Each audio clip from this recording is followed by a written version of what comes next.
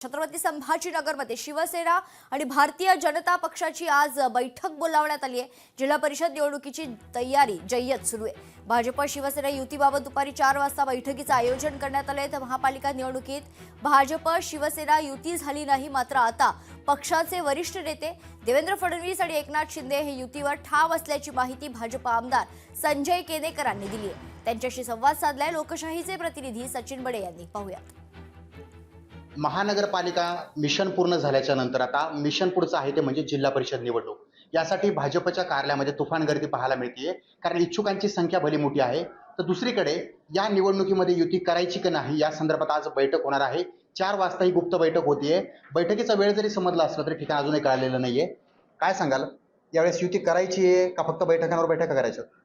निश्चितपणे भारतीय जनता पार्टीला युती करायची आहे। मागच्या महानगरपालिकेतही युती करायची होती आणि युती करण्याचा आग्रह खरं तर भारतीय जनता पार्टीच्या पदाधिकाऱ्यांचा, नेत्यांचा आहे।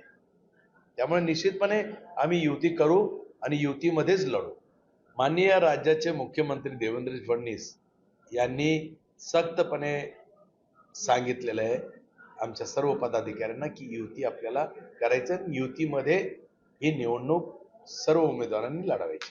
युती करण्यावर आम्ही ठाम आहोत ही भूमिका भाजपची या ठिकाणी पाहायला मिळते। सचिन बडे, लोकशाही मराठी, छत्रपती संभाजीनगर। लोकशाही मराठी ऐका, पहा, जागरूक रहा।